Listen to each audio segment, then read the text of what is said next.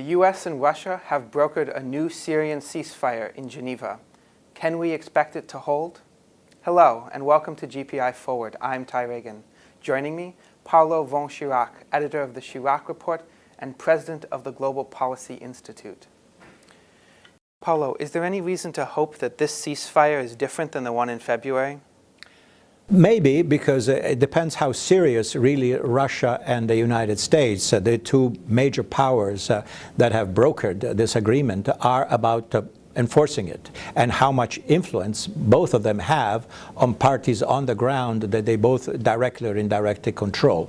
So even though the enforcement is a bit uneven, because there have been several reports of breaches of the ceasefire, the chances may be better. You say there have already been reports of breaches of this ceasefire.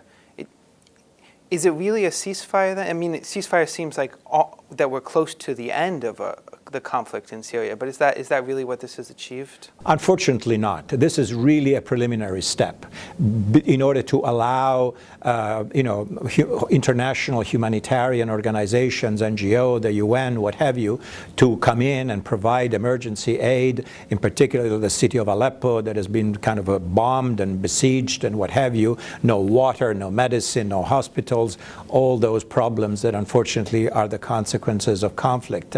So this is really a very preliminary step. The question is whether this will hold in the days and weeks to come, and whether the parties involved, led by the United States and Russia, but others as well, will be able to convene some kind of a political discussion that would lead to a diplomatic and final settlement. Speaking of other parties, the Turkish have begun securing the northern Syrian border. What effect can we expect that to have on Syria and this war going on? Well, it's hard to say.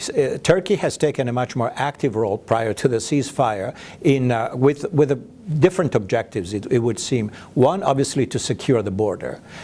Turkey has been negatively impacted by the Syrian conflict because of the flow of refugees and the problem of security of the border, etc. So the Turkish army intervened, crossed the Syrian border, secured the area with the objective also of keeping the Syrian Kurds out of the way because of the Turkish ongoing concern about armed Kurdish militias potentially linking up with their domestic Kurdish problem, which is the PKK. So can we expect the Turkish forces, do they have any other objectives besides just securing the border? Can we expect more involvement? Well, some analysts speculate that there may be some potentially some joint actions down the line with the United States aimed at hitting ISIL, which is another player in the Syrian civil war, and in particular focusing on the capital, the de facto capital of the Islamic State, which is Raqqa. In your opinion, with the US, Russia, and Turkey all seeming to sort of settle down and push stability in Syria, can we expect this ceasefire to hold? Should we have more hope now than we did in February?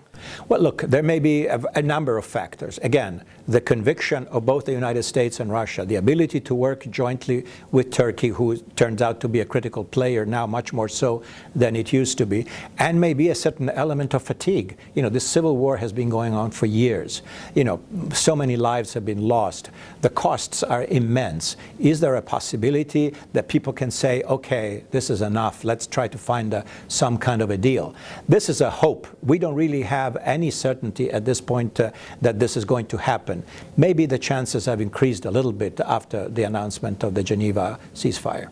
The world itself seems to be attempting to end a Syrian civil war that the Syrians themselves may not be ready to finish.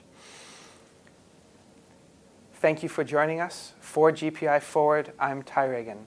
Please subscribe to our YouTube channel for more videos.